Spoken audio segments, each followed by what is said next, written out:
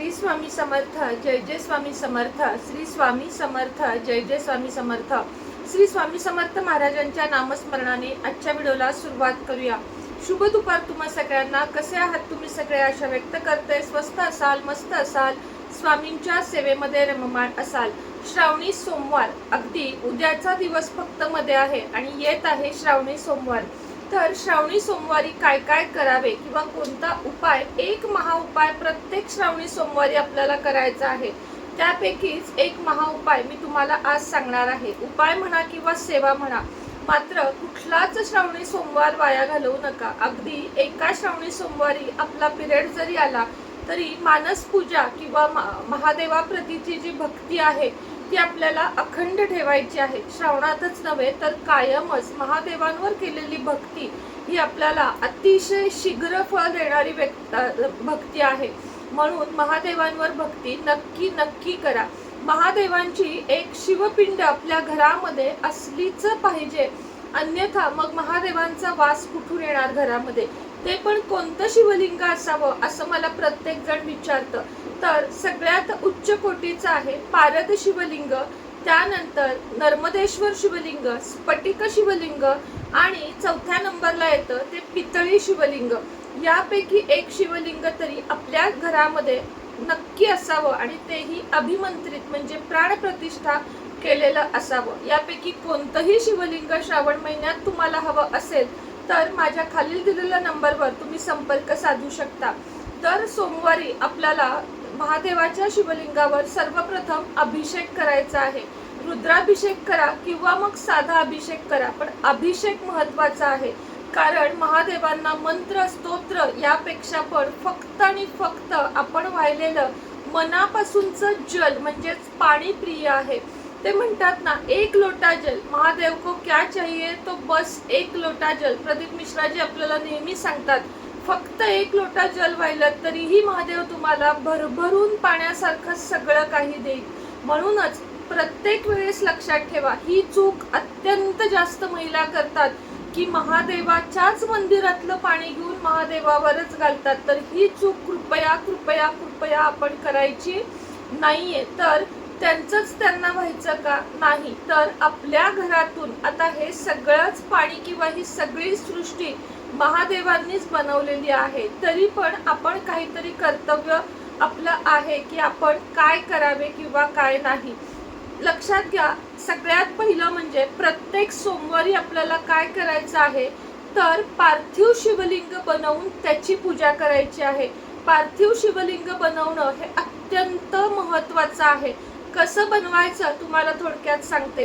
कुठंही तुम्ही बनवू शकता, अगदी तुळशीमध्ये सुद्धा, जास्त करून तुळशीमध्येच बनवतात. तुळशीतलीच माती काढायची, थोडीशी चमच्यानी काढा, थोडीशी उलटण्यानी काढा आणि त्याची खालची माती थोडी काढायची, वरचा लेअर सोडून द्यायचा.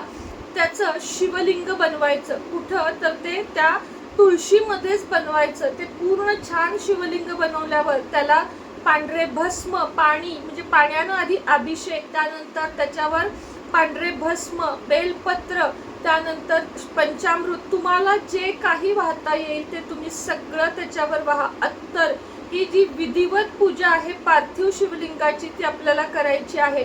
त्यानंतर तिथेच बसून एक माळ ओम नमः शिवाय या मंत्राची करायची आहे. लक्षात घ्या, हे आपल्या देवघरातल्या शिवलिंगाची तर पूजा करायचीच आहे, मात्र पार्थिव शिवलिंगाची पूजा करण्याचं विशेष असं महत्त्व आहे. हे शिवलिंग बनवल्यावर त्याला काहीच नाही, फक्त पाणी, पंचामृत, पुन्हा पाणी, एक चमचा बरं का, कारण हे विरघळू शकतं. आणि सगळ्यात महत्त्वाचं भस्म आणि बेलपत्र, धोत्र्याचं फळ, धोत्र्याचं फूल, हे सर्व वाहून घ्या. मोगऱ्याचा गजरा, जे काही तुम्हाला हवं ते, धूप, दीप, शंकराची आरती, ओम नमः शिवायचा जप, एवढी फक्त आपल्याला साधी भोळी पूजा करायची आहे. पूजा करून झाल्यावर अर्धा ते 1 तासाच्या आतमध्ये या शिवलिंगावर पाणी घालून ते मातीमय म्हणजे भूमीमध्ये पुन्हा सरळ करायचं आहे. ते जास्त वेळ ठेवायचं नसतं. 1 तासाच्या वर हे शिवलिंग आपल्याला ठेवायचं नाही. तर पूजा झाली की पुन्हा त्याच मातीमध्ये ते हे झालं पाहिजे, म्हणजे त्याची पुन्हा माती आपल्याला करायची आहे. या पार्थिव शिवलिंगाकडे तुम्ही जी काही मागणी मागाल ती 100% पूर्ण होते अशी मान्यता आहे.